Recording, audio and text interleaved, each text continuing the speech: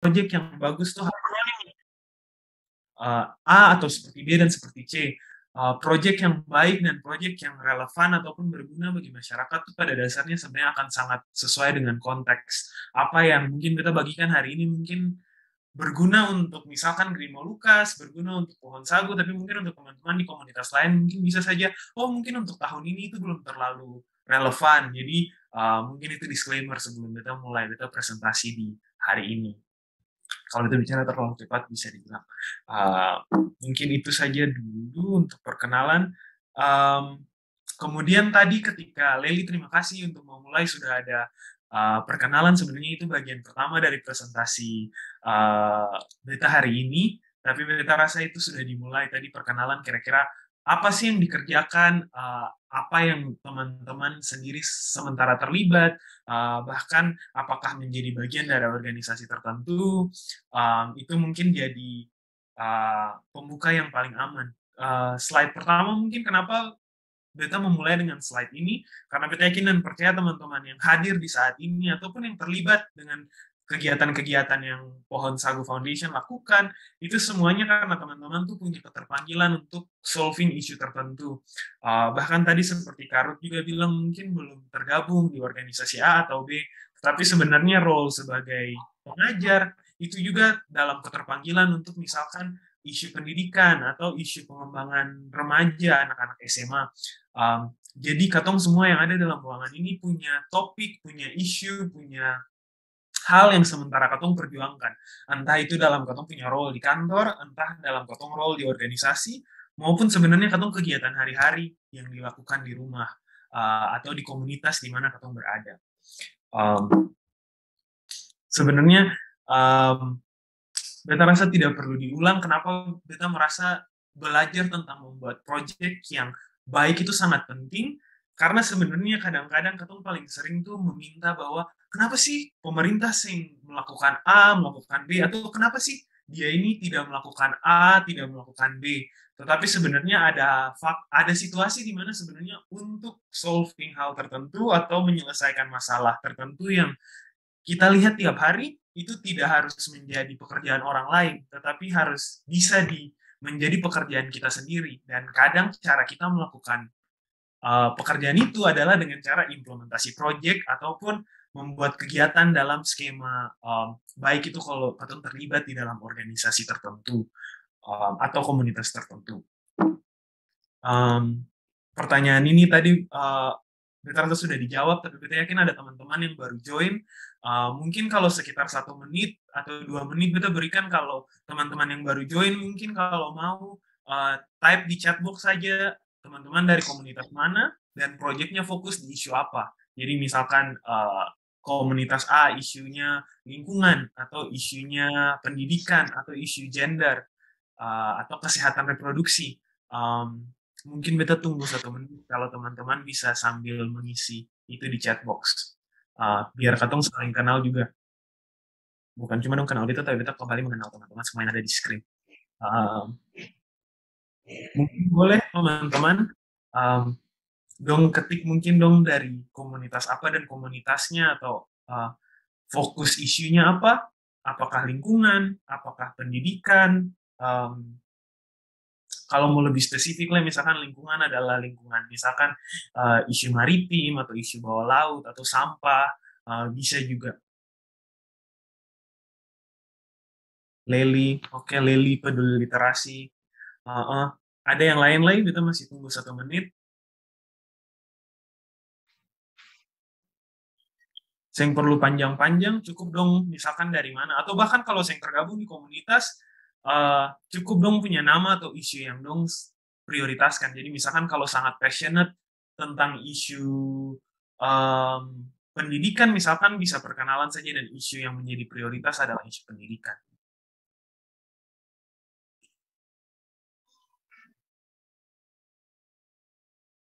Isu pendidikan dan mental freely, pohon sagu pendidikan anak usia dini, teachers training, um, yang lain mungkin sambil-sambil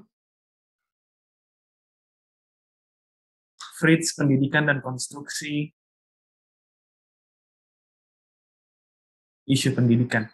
Oke, mungkin sambil-sambil tetap saja ketik kalau misalkan kita susu next slide, totally fine, tetap saja diketik misalkan perkenalannya apa gitu.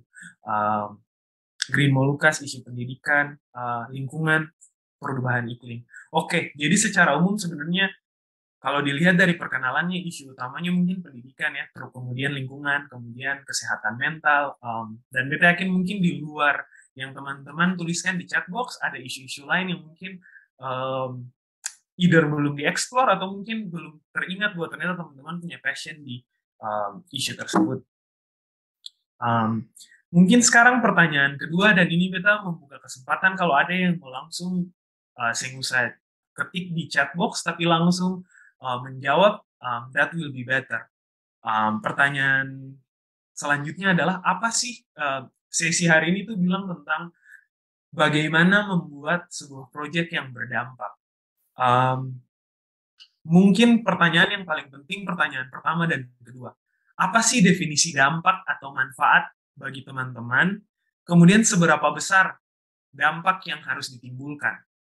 Ini bisa jawaban personal, bisa juga jawaban dari proyek atau dari organisasi yang komunitas teman-teman sementara menjadi bagian dan melakukan pekerjaannya setiap hari. Ada yang mau memulai mungkin? Kayak apa sih, kayak dampak tuh katanya yang kata Katong paling suka pakai. Katong paling suka pakai, Katong ingin melakukan sesuatu yang berdampak, tetapi ketika ditanyakan bentuk dampak tuh maksudnya dampak seperti apa, itu biasanya tuh Katong mungkin belum sampai terpikir di arah itu. Dan itu mungkin pertanyaan untuk mulai sesi hari ini. Apa sih definisi dampak per teman-teman atau per organisasi teman-teman? Seberapa besar dampak yang harus ditimbulkan atau yang ingin ditimbulkan? Mungkin sekitar 2 atau 3 orang bisa. Really, mungkin boleh, Rizan, ya. Iya kakak, Danke untuk waktunya. Bisa dengar suara kakak? Ya, sangat jelas, Prilly. Iya, jadi kalau beta definisi dampak mungkin beta definisikan dampak dengan satu kata sederhana yaitu perubahan. Jadi kalau orang bilang dampak pasti ada perubahan yang menyertai. Apapun yang katong inginkan sebagai dampak dari katong nah, aksi pasti harus selalu ada perubahan. Saya mungkin katong ingin berdampak tapi saya ada perubahan. Itu kakak yang pertama. Setelah itu untuk selanjutnya seberapa besar sih dampak yang kita berikan atau timbulkan, bagaimana cara mengukur dampak. Uh, Menurut kita seberapa besar dampak yang Katong timbulkan, yang harus Katong berikan, bagi beta itu tergantung ke Katong punya tujuan. Katong punya tujuan awal itu menjadi Katong punya penentu, Katong punya jalan yang nantinya akan Katong ambil dan dampak yang akan Katong raih di akhir. Jadi seberapa besar itu saya bisa bilang harus sebesar ini, harus sebesar ini. Tapi masing-masing orang tahu tujuannya dan dampak akhirnya. Jadi dia yang nantinya menentukan seberapa besar dampak itu. Yang ketiga, cara mengukur dampak yang pastinya balik lagi ke tujuan awal. Katong punya tujuan awal itu apa? Kalau katong tahu, oke, tujuan awal katong pengen A, B, C. Berarti pada akhirnya dampak itu akan terukur dari katong punya tujuan. Apakah katong punya tujuan ini tercapai? Pasti akan ada indikator yang harus katong buat di situ. Apa saja yang mengindikasikan kalau katong punya dampak-dampak ini sudah tercapai. Itu sih kakak dari beta, Danke. Terima kasih, Prilly. Jawabannya on point. Beta rasa betul mungkin saya nggak akan ada tambahan terlalu signifikan, tapi mungkin ada satu orang lain yang bisa kasih mungkin fokus di bagaimana cara mengukur dampak. Kayak kalau selama ini dong sudah melakukan mengimplementasikan proyek, su pernah bikin kegiatan, su terlibat dalam organisasi A dan B. Biasanya ketika proyek sudah selesai, gimana sih cara dampak itu dievaluasi atau ketika bilang bahwa oh kegiatan A berdampak, gimana cara diukur?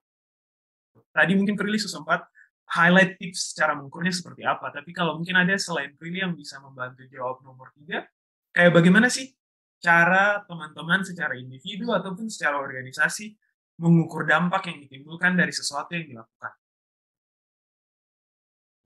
Ini di sekarang. Oke, saya Kak. Boleh Kakak Aron nama Zoom-nya atau Kakak siapa? Saya perkenalkan, saya Anti. Saya juga bekerja di Rumah Generasi. Sesuai pertanyaan kakak tadi, bagaimana cara mengukur dampak? Mungkin memang sesuai tujuan ya, tujuan kita apa dan goals kita apa. Setelah itu baru kita mengukurnya dengan cara berdampak, orang merasakan apa yang kita kerjakan. Terus ada pola pikir yang berubah. Itu Kak. Ya, mungkin itu ada pola pikir yang berubah dari yang sebelumnya masih belum memahami banyak hal. Ketika kita kerjakan program kita, mereka secara konsisten, mereka bisa, dan itu berdampak, pola pikir mereka berubah, itu sudah termasuk goals ya, sudah termasuk Baik. hal yang berdampak. Asik. Mungkin tambahan pertanyaan saya Kakak Andi. Tadi seperti Kakak Andi mungkin bagikan, kan salah satu contohnya adalah dampaknya misalkan perubahan pola pikir. Kalau teman-teman dari Rumah Generasi, cara mengukur perubahan pola pikir apakah lewat survei, apakah lewat tanya pesertanya, atau kira-kira lewat apa tuh cara mengukur pola pikir tadi? Iya Kak, kita ada kegiatan sosialisasi, ada juga melakukan monitoring evaluasi untuk setiap program, untuk setiap kegiatan yang dijalankan. Oke, terima kasih. Oh, masih ada tambahan, Lek, Kak Andi? Itu saja, Kak. Oke. Itu saja, Kak. Terima kasih Kak Andi dan teman-teman Rumah Generasi dan juga tadi Prilly. Mungkin ini pertanyaan tetapi sekaligus beta rasa setting tone diskusi hari ini. Menurut beta kenapa beta memulai dengan pertanyaan dampak tuh definisinya apa dan gimana cara mengukur? Karena biasanya sebenarnya dari berapa tahun dan apa yang kita pelajari, yang paling sering di-miss biasanya ketika kita mengimplementasikan sebuah proyek adalah evaluasi dampaknya. Biasanya rata-rata, terutama kalau ini masih tahun pertama kegiatan, komunitasnya masih baru, Katong tuh sangat eager untuk implementasinya, tapi setelah implementasinya tuh Katong jarang menaruh. Tadi kita sangat senang ketika Kak Anti bilang bahwa misalkan Rumah Generasi ada monitoring and evaluation framework. Ternyata monitoring dan evaluasi itu selalu dilaksanakan. Menurut beta hal yang biasanya sering missing dari implementasi project, terutama kalau ini projectnya small scale, yang terlalu gede, fundingnya mungkin terbatas, adalah seluruh alokasi, baik itu anggaran, baik itu human resources, itu fokus di implementasinya. Tapi Katong sangat jarang fokus di gimana sih mengevaluasi, sedangkan sebuah project itu biasanya kalau mau relevan, mau berdampak, informasi yang paling harus dijawab tuh bukan apakah kegiatannya jalan, tetapi sebenarnya jawab pertanyaan yang harus dijawab tuh adalah apakah kegiatannya bermanfaat, apakah orang-orang suka dengan kegiatannya, apa yang harus dirubah dari kegiatannya kalau misalkan mau dilakukan lagi. Itu adalah mungkin pertanyaan yang biasanya tidak semua komunitas, tidak semua orang, tidak semua organisasi menaruh resources di bagian itu karena fokusnya semua di implementasi. Jadi sebenarnya tone diskusi hari ini sebenarnya kita sangat senang bahwa ternyata bahkan monitoring and evaluation sudah menjadi prioritas di salah satu komunitas yang hadir, yaitu Rumah Generasi. Mungkin ini untuk bridging saja, tetapi tadi kita rasa teman-teman dan apa yang sudah dibagikan itu semua menggambarkan tadi jawaban Prilly dan juga jawaban Kak Anti, menggambarkan bahwa Prilly misalkan highlight dampak tuh berbeda untuk tiap-tiap orang. Karena misalkan Katong sebagai individu punya cara beda dan organisasi punya cara beda. Tetapi itu yang highlight bahwa dampak tuh bisa bentuknya berbeda-beda. Kalau misalkan dilakukan oleh individu, dampak yang ditimbulkan mungkin beda dengan apa yang ditimbulkan secara kolektif. Kalau misalkan itu dilakukan sebagai atas nama organisasi, sebagai atas nama NGO atau LSM yang menjadi tempat kita bekerja. Tetapi semuanya itu selalu ada interkoneksi antara tindakan yang dilakukan individu di dalam organisasi itu maupun nanti dalam framework project maupun program yang dilaksanakan.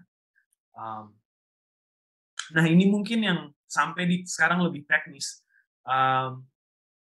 Apa sih yang menjadi ramuan yang baik kalau misalkan katong mau desain sebuah project. Biasanya project itu dimulai dengan sebuah ide. Tadi beta rasa teman-teman makanya beta memulai dengan pertanyaan, isu prioritas atau yang menjadi passion dari teman-teman atau organisasi itu apa? Biasanya isu itu adalah yang menjadi landasan ide kenapa sampai sebuah project atau sebuah program atau kegiatan itu diimplementasikan. Biasanya ide itu untuk solving, misalkan Green Molucas untuk masalah climate change, Pohon Sagu misalkan untuk pendidikan anak usia dini. Biasanya katong dimulai dengan diskusi masalahnya apa, ada ide itu kemudian diformalize atau diramu lebih detail gimana caranya ide katong diskusi ini dibuat dalam sebuah project atau dibuat dalam sebuah program. Yang biasanya termsnya sebenarnya dipakai berbeda-beda, tapi ada yang bilang itu development project, ada yang bilang itu social project, ada yang bilang community development project.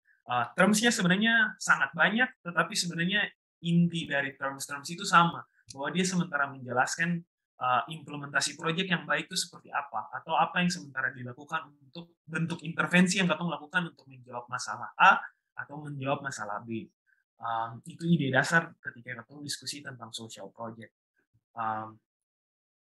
Ini mungkin beta skip saja karena beta rasa teman-teman sudah lumayan ini. Tapi menurut beta hal yang menjadi dasar dan ini mungkin paling relevan kalau teman-teman yang baru mau memulai implementasi, kalau mungkin yang sudah mengimplementasikan 2 atau 3 tahun, mungkin slide ini sudah teman-teman hafal luar kepala, tetapi project itu, definisi project atau hubungan project itu dia berhubungan dengan banyak hal.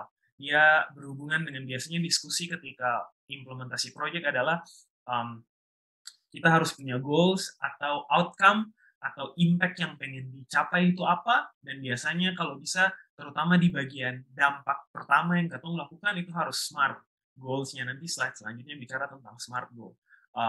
Ada tentang managing change, ada tentang fleksibel. Kenapa poin managing change? Managing change karena misalkan isu climate change atau isu misalkan tadi ada teman-teman yang fokus di isu gender. Gender tuh isunya cukup kompleks. Ketika katong bicara gender tuh ada hubungannya dengan pendidikan, norma sosial dalam masyarakat, akses, misalkan ketika katong bicara isu gender dalam hubungan misalkan akses ke pendidikan atau isu kesehatan reproduksi, itu juga ada isunya dengan kesehatan. Jadi social project yang katong sementara katong desain itu ternyata addressing complex change. Nah ini kalau katong bicara project ada degree change, ada level perubahan yang katong sementara mau lakukan. Ada yang sifatnya simple, ada yang intermediate, ada yang kompleks. Kompleks tuh kalau sebenarnya isunya tuh ibaratnya kalau orang Ambon bilang baku tarika. Katong sih bisa bilang bahwa isu pendidikan atau isu gender itu cuma isu gender sah. Ketika katong diskusi dengan orang-orang, katong akan sadar bahwa ketika katong bicara isu gender, katong di situ bicara misalkan akses pendidikan. Kenapa sampai dia misalkan punya masalah A? Mungkin karena dia sing bisa datang di training tentang kesehatan reproduksi. Katong bicara misalkan climate change, kenapa orang sih boleh buang sampah? Ternyata itu isu lingkungan, tapi setelah katong diskusi, masalahnya tuh lebih kompleks dari itu bukan cuma tentang orang buang sampah, tapi masalahnya tuh sampai dia punya uang seng untuk beli tempat sampah, pemerintah lokal di desanya misalkan bikin tempat sampah seng, atau sesimpel misalkan foto sampah dari pemerintah tuh lewat dia pun tempat tinggal seng.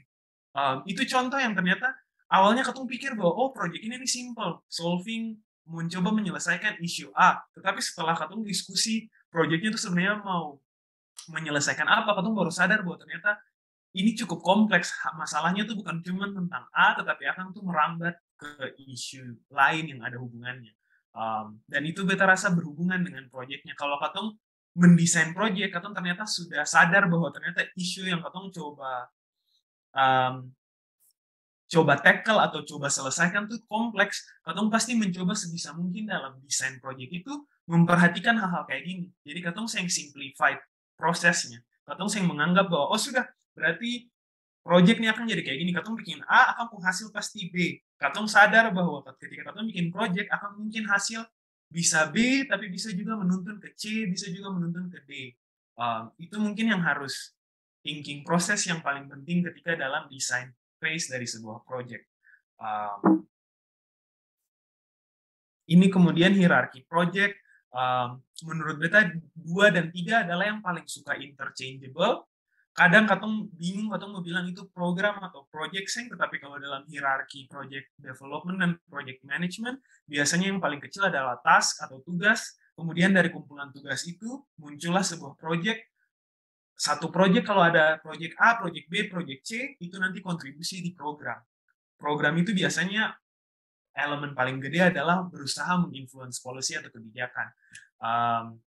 Contoh paling aman biasanya kalau katong NGO lokal, katong biasanya lebih bicara tentang project di desa A, project di desa B. Tetapi kemudian ketika katong bikin project, misalkan project di Banda, project di Tua, project di Serang, project di Maluku, ada 4 project yang jalan dalam satu fase atau satu durasi yang sama, mungkin itu kontribusi di program yang gede. Programnya bisa misalkan program peningkatan kapasitas, misalkan guru PAUD di level Provinsi Maluku, terus proyeknya tuh ada beda-beda. Misalkan di desa A fokusnya adalah di gurunya, di desa B fokusnya adalah di orang tua, di desa C fokusnya adalah di misalkan anak-anaknya sendiri. Jadi itu contoh proyek kecil-kecil yang dia fokus di program. Yang biasanya jarang atau biasanya tidak menjadi prioritas tuh influencing policy. Contoh yang paling sering proyek dongpung kegiatan tuh sifatnya influence policy, kalau dia sifatnya sudah internasional NGO atau at least dia kerja di level nasional. Goal dia biasanya sudah mencoba merubah kebijakan. Jadi dia punya kegiatan mungkin bukan cuma implementasi di lapangan saja. Dia pun kegiatan itu termasuk workshop dengan pejabat tertentu, undang expert dari A, keluarkan policy brief. Itu mungkin yang levelnya lumayan gede gitu. Katong susah bicara tentang kegiatan di lokal atau di provinsi lah. Katong susah bicara tentang gimana sih merubah peraturan di level nasional. Beta maksud yang berarti bahwa di level daerah katong sih berusaha merubah itu, tapi kalau dari alur biasanya aturan itu akan berubah kalau pusat berubah dulu, baru runtutnya adalah pusat berubah baru turun tek tek tek, tek sampai di level daerah turun gitu. Jarang biasanya katong bisa melakukan sesuatu yang sifatnya wow kalau katong oke, desa ini punya peraturan desa berhasil berubah. Itu tuh ya impactnya cuma di desa itu. Tapi kalau ternyata policy di nasional yang berubah, ya berarti rata-rata impactnya luas gitu. Jadi mungkin yang satu tuh mungkin yang akan paling mungkin jarang katong temukan secara spesifik, tapi sebenarnya katong kegiatan di program dan proyek tuh kontribusi di influencing policy. Makanya kadang-kadang kalau katong selesai implementasi, katong pun goal itu adalah mungkin audiensi dengan kepala dinas A atau audiensi dengan kepala desa B dengan harapan bahwa setelah katong menunjukkan implementasi dari kegiatan A dan B, stakeholder terkait ini akan merubah policy atau memodifikasi dong punya policy tertentu untuk mendukung apa yang sementara katong lakukan. Jadi biasanya itu bukan tujuan utama, tetapi itu tujuan bonus yang katong dapatkan ketika katong selesai implementasi atau jadi tujuan jangka panjang. Itu sih. Betul kayak memang susah, tapi menurut beta sih biasanya ini diskusi mengenai apakah program harus fokus ganti aturan dulu atau katong bikin aturan, katong bikin project dulu. Kalau menurut beta personal, kalau katong tunggu aturannya berubah dulu, lama. Kasihan orang-orang yang jadi beneficiary atau katong target, misalnya katong target kegiatan tuh anak-anak kecil. Kalau katong tunggu sampai 2-3 tahun dulu baru aturannya berubah, baru ternyata itu mudah untuk bikin project, memang tricky. Memang lebih mudah, tapi itu buah saya ada jawaban benar dan salah sebenarnya. Nah, ini mungkin menurut kita yang paling penting. Kenapa tadi kita mulai diskusinya banyak tentang evaluasi teman-teman lakukan bagaimana ketika mau bikin ide juga misalkan gimana. Ada yang namanya project life cycle. Tidak ada formula yang tepat. Kalau katong cek project life cycle World Vision punya akan berbeda dengan USAID punya project life cycle. Katong cek USAID, katong cek GIZ, katong cek Save the Children, project life cycle tuh akan beda-beda tergantung resep atau yang dianggap di konteks organisasi itu tuh project life cycle yang bagus sebenarnya kayak gimana. Tetapi pada dasarnya ada 4 hal yang paling penting dalam siklus hidup sebuah project. Inisiasi, planning, eksekusi, dan closure. ini mungkin sambil katong masuk di abis ini slide praktis practical slide, mungkin yang beta pengen buang pertanyaannya ke teman-teman semua adalah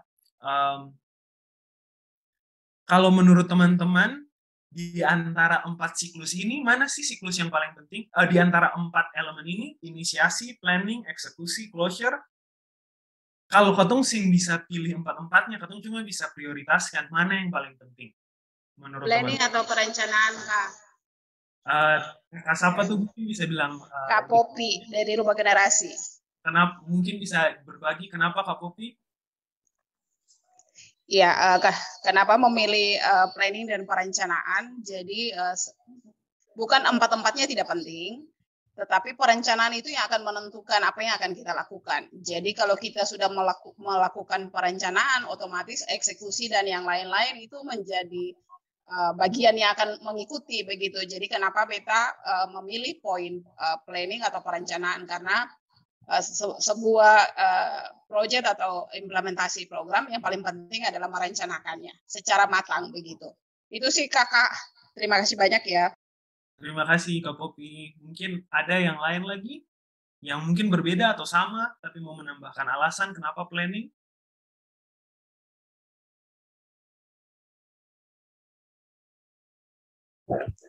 Kakak, kalau saya tuh mungkin kayak apa?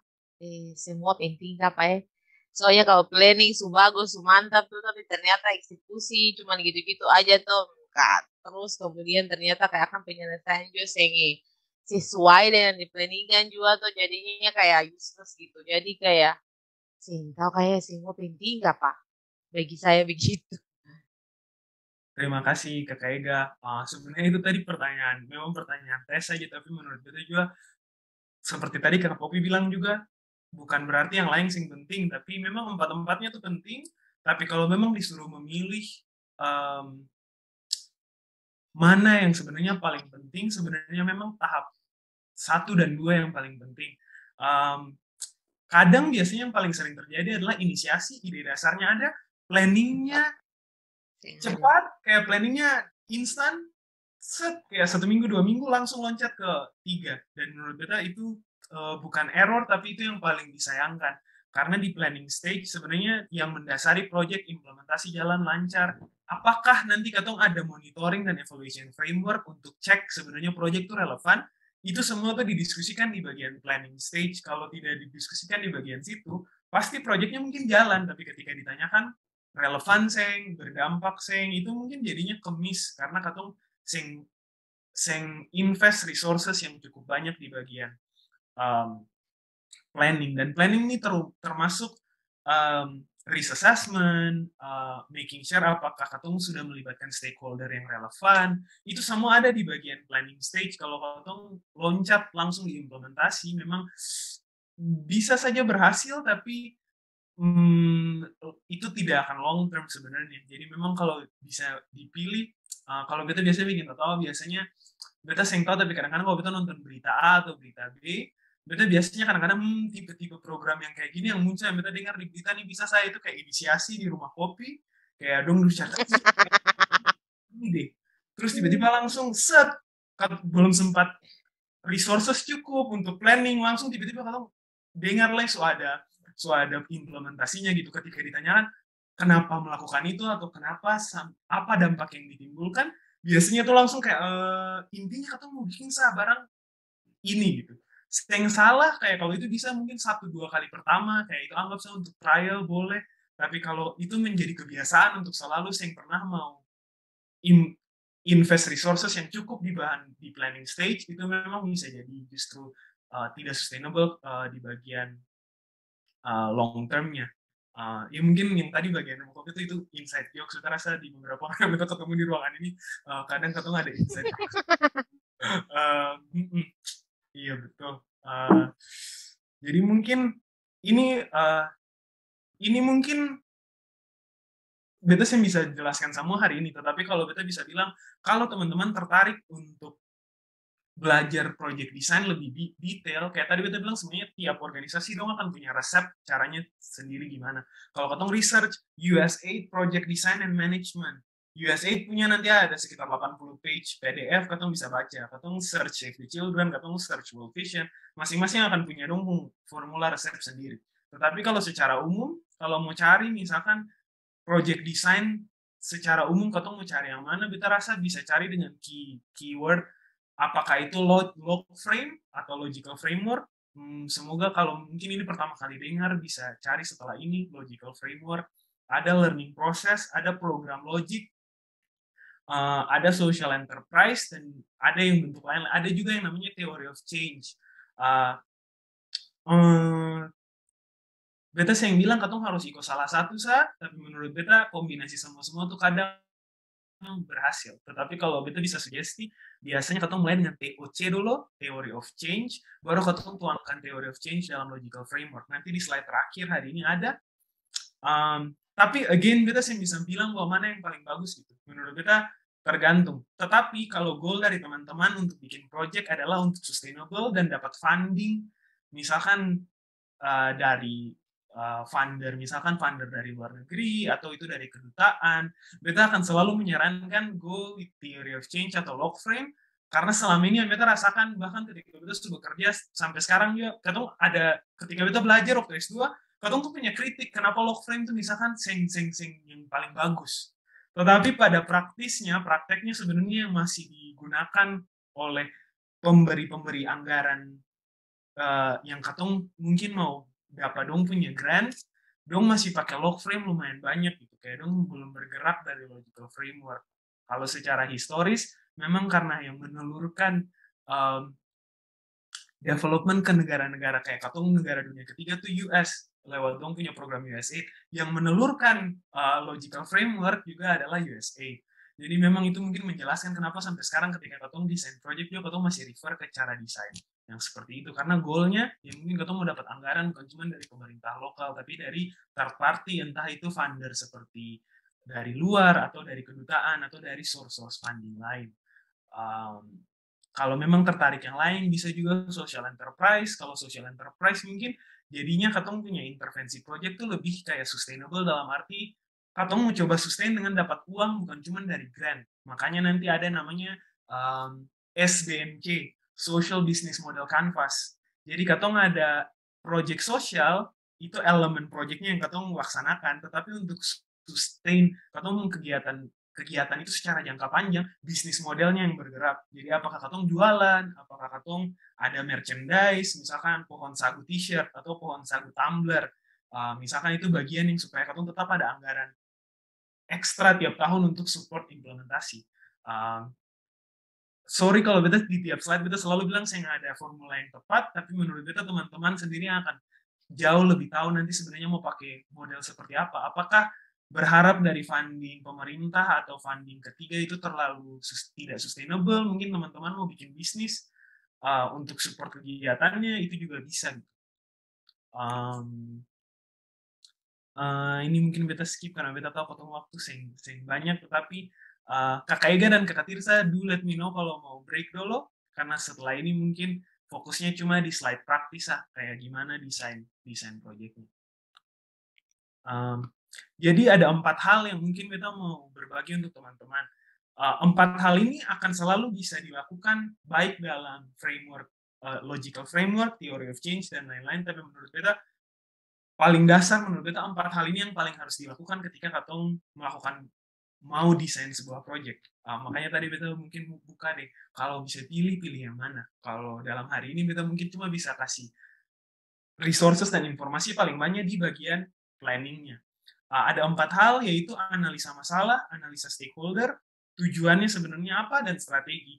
Kalau yang beta bagi hari ini sebenarnya akan sangat basic, beta yakin mungkin dong sudah lakukan, atau bahkan dong mungkin saya merasa dong melakukan itu, tapi ternyata dalam diskusi kegiatan project itu sudah dilakukan tiap hari. Ini mungkin yang beta mau highlight tentang analisa masalah adalah yang paling berbahaya adalah biasanya kalau katong bukan berasal dari daerah A atau daerah B, terus katong merasa bahwa katong mau melakukan sesuatu di daerah A dan daerah B. Kenapa beta taruh slide analisa masalah paling penting? Karena kadang bisa saja katong tinggal di daerah itu juga, katong merasa katong punya masalah ini, tetapi katong yang pernah mengkonfirmasi apakah memang betul ini masalah per katong saja atau itu masalah untuk orang lain juga. Karena biasanya ketika katong mau bikin sebuah project, katong langsung mengklaim bahwa secara kolektif, secara bukan cuma ini masalah satu orang, tapi ini masalah grup, ada sesuatu di region itu gitu yang harus katong lakukan. Kadang terutama kalau katong punya tendensi, katong suka volunteer, katong sering terlibat dalam community development project, ada yang katong paling harus hindari itu termsnya sebenarnya kalau di TED Talk tuh white savior narrative. Dan ini yang beta selalu berusaha, beta mencoba sebisa mungkin menjauhi diri dari hal ini. White savior narrative ini ketika misalkan contoh beta personal, beta ambil S2-nya tentang development, kerjanya juga tentang development. Terus tiba-tiba beta merasa bahwa ini cara melakukan atau menyelesaikan masalah yang paling baik. Kalau mau bikin project harusnya kayak gini. Makanya kalau dalam setiap presentasi yang beta lakukan, beta selalu bilang tidak ada formula. Mungkin setelah selesai diskusi teman-teman bisa ambil saja yang mau diambil. Ada juga yang bilang slide 3 sampai slide 10 yang tadi Theo bilang sing cocok, atau misalkan tidak relevan dengan beta punya passion atau tidak cocok saja gitu. Itu juga totally fine. Kayak itu menurut beta sangat valid alasan misalkan sing semua diambil gitu. Itu mungkin yang harus paling hati-hati. Jadi ketika katong punya ide, misalkan tadi di tahap inisiasi, katong ternyata mau melakukan sesuatu, katong merasa bahwa katong ternyata passionate tentang isu climate, tentang isu pendidikan, tentang isu gender, isu mental health. Paling penting sebenarnya dalam analisa masalah adalah mengkonfirmasi kembali sebenarnya dalam katong tahap inisiasi dan planning, apakah memang masalah itu tuh memang terjadi, ataukah katong punya mendapatkan gambaran yang lebih detail tentang masalahnya itu sebenarnya seperti apa. Kalau salah satu toolsnya, kalau ini ibaratnya katong baru menentukan cuman lokasi mana yang katong mau bikin kegiatan. Misalkan desa A, rather than datang di isu spesifik, misalkan isu yang harus diselesaikan di desa A adalah ini, mungkin katong datang dengan tabel simple seperti ini dulu di lokasi A, dan katong coba lihat problem di situ siapa sih? Mungkin salah satunya adalah isu pendidikan. Tapi ada problem lain juga, Seng. Ada problem health-nya ada, Seng. Lingkungannya ada, Seng. Dan itu nanti menginformasikan katong mengenai analisa masalahnya. Tadi yang kita mulai di awal mengenai masalah tuh kompleks. Kadang ketika katong bilang ini isu masalah pendidikan, sebenarnya setelah katong diskusi lebih lama, katong baru tahu bahwa masalah pendidikan is not really only about pendidikan. Itu tuh bicara tentang lingkungan, bicara tentang kemampuan ekonomi masyarakat. Mungkin kalau katong bicara anaknya sih bisa pergi sekolah, itu masalah pendidikan, tetapi ketika katong runtut semakin jauh ke belakang, mungkin dia sing sekolah karena dia papa dan dia mama sing ada, atau dia papa dan dia mama sing bisa kasih uang untuk ke sekolah. Itu contoh yang kayak tiba-tiba langsung isunya tuh bukan cuma pendidikan, tapi pendidikan plus ekonomi. Jadi mungkin datang dengan problem preference atau problem ranking, terus katong itu menginformasikan katong tentang masalah di daerah A, yang katong datang inisiasi ide yang katong pengen lakukan tuh sebenarnya project, misalkan project health, tentang isu kesehatan. Tapi setelah katong analisa masalahnya lebih dalam, ternyata katong dapat tahu selain health, yang kontribusi di isu health ini adalah misalkan lingkungan, isu gender, norma sosial. Akhirnya katong bisa ngerti, kalau katong desain project mungkin ada elemen harus yang menyentuh sedikit. Misalkan kalau projectnya itu adalah bikin workshop, apakah pembicara mungkin harus ada satu pembicara fokus di isu kesehatan. Jadi supaya itu tuh kayak komprehensif, katong pun cara pendekatan dalam menyelesaikan suatu masalah. Ini cara yang paling simple, tapi yang mungkin suka taken for granted, terutama kalau katong dari daerah situ, misalkan kalau katong orang Ambon, kalau katong orang Maluku, katong paling suka kayak beta mengerti, beta tahu di sini nih masalahnya ini. Misalkan kayak beta dari kampung A gitu, ditanya masalah di sini, misalkan ada orang kata masalah di sini nih apa kakak? Beta tahu masalah di sini nih ini. Misalkan katong tinggal dekat pantai, dan misalkan orang suka buang sampah, kan sampah tuh sampai di dekat katong rumah, katong mungkin akan bilang masalah di daerah ini tuh sampah. Tapi kalau katong naik, misalkan katong naik ke orang yang tinggal mungkin di bukit, dia mungkin sih akan bilang sampah, dia mungkin akan bilang mungkin akses transportasi di situ. Jadi itu kenapa beta bilang paling penting mengkonfirmasi sebenarnya masalah yang sementara katong mau coba solve. Gimana caranya? Research. Ada terms namanya evidence-based intervention. Jadi kalau katong mau melakukan intervensi, selalu lakukan itu dengan bukti. Buktinya tuh apa? diskusi dengan pimpinan desa, baku dapa orang tua, datang cerita dengan anak-anak. Misalkan katong pun target project tuh anak-anak umur 18 sampai 25 tahun, berarti katong sih boleh cuma pi ngobrol nih, misalkan kepala desa, katong harus pi ngobrol dengan anak-anak yang umur 18 sampai 25 tahun. Cara katong mendapatkan data untuk mengkonfirmasi masalah itu seperti apa? Bisa lewat kuantitatif yang lebih gampang, kayak cuma bikin Google Form, sebar, minta orang isi. Atau kalau mau lebih kompleks tapi sebenarnya akan memberikan lebih banyak informasi, kualitatif, data collection. Kualitatif tuh bisa fokus group discussion, bisa key informant interview, jadi katong interview orang-orang tertentu, bisa human interest story. Jadi katong tahu misalkan di desa A untuk isu, misalkan isu gender, pernah ada situasi, ada kasus ini, mungkin katong mau datang ngobrol dengan orang itu, dengar dia punya pendapat tentang isu itu. Kalau katong punya dua hal ini untuk mengkonfirmasi masalah, biasanya nanti katong mengerti desain yang lebih bagus, karena katong punya sumber dari survei kuantitatif yang gampang dan juga kualitatif yang kasih cerita. Ibaratnya kalau kuantitatif yang kayak survei itu dia cuma kasih angka, misalkan 20 orang di desa ini merasa harus melakukan kegiatan yang sifatnya A gitu. Katong sih nggak akan dapat cerita apa-apa dari angka itu. Tetapi ketika katong punya data set kualitatif kayak misalkan FGD atau interview orang tertentu, katong akhirnya punya tambahan 20 orang bilang kayak gini, tapi setelah itu katong boleh bilang, karena misalkan contohnya ketika katong diskusi dengan A, diskusi dengan B, ini yang terjadi di masyarakatnya. Itu contoh evidence-based intervention. Jadi intervensi yang katong lakukan bukan cuma berdasarkan katong passion saja, kayak kita passion misalkan isu A, tetapi katong memastikan bahwa katong passion itu sebenarnya memang resonate dengan kepentingan di masyarakat. Ini adalah kritik yang paling sering terjadi, terutama kalau big organization yang bikin project. Dong datang, tiba-tiba, beta rasa videonya paling banyak di YouTube. Dong datang, dong merasa bahwa vibe-nya tuh kayak jika aku menjadi. Kalau katong nonton acara televisi, katong datang, sio, kasihan, dong harusnya bikin kayak gini, di sini, di sini. Padahal mungkin kalau interview orang-orang di situ, orang-orang di situ sih merasa terlalu gimana-gimana, dong merasa, ini memang katong cara hidup seperti itu, gitu. Tapi katong datang nih, pola pikir, masalahnya ini yang harus kita selesaikan. Kalau dalam project design, yang paling penting itu adalah mengkonfirmasi sebenarnya masalah yang sementara diselesaikan tuh betul-betul ada sih. Kalau sing, berarti katong ya mungkin harus rethink apa yang katong mau lakukan. Kalau memang ada, tapi mungkin berbeda dengan katong punya cara pikir awal, kenapa sampai ada perbedaan itu? Gap antara katong punya analisa awal sebagai organisasi dan ternyata yang terjadi di masyarakat, itu tuh apa kira-kira yang menyebabkan itu harus didiskusikan. Itu sih. Ini mungkin iya, sebelum ada pertanyaan mungkin. Mungkin ini yang beta pengen highlight. Ini paling simple, tapi again beta rasa taken for granted. Kalau katong bilang pohon masalah, orang kayak, ayo, ada yang framework yang lebih bagus gitu. Tapi menurut beta ini yang paling mendasar. Bahkan di project yang levelnya regional, yang beta implementasi sekurang lebih masuk tahun kedua, tiap kali beta implementasi project, hal yang selalu beta bayangkan dalam beta pun otak adalah, kalau ini dalam bentuk pohon, sebenarnya yang sementara beta project tuh akan mencoba solving masalah yang di tengah, trunk, batang pohonnya. Tetapi sebenarnya katong tuh harus memastikan katong punya informasi akar dari masalahnya tuh apa. Tek, tek, tek, tek, tek.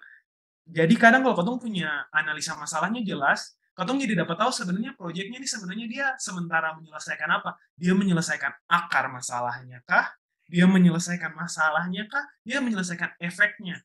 Again, yang ada yang salah, karena menurut beta itu tuh tergantung point of view, katong lihat sebenarnya yang mana. Tapi sama nih kayak tadi, kalau katong misalkan mau anak-anak ternyata sengki sekolah, itu adalah masalah yang katong mau selesaikan. Katong mesti cari tahu penyebabnya apa. Penyebabnya apakah ekonomi, norma, misalkan ternyata cewek yang boleh di sekolah, karena dong orang tua bilang cewek itu loh pokoknya sih cuci pakaian saja misalkan.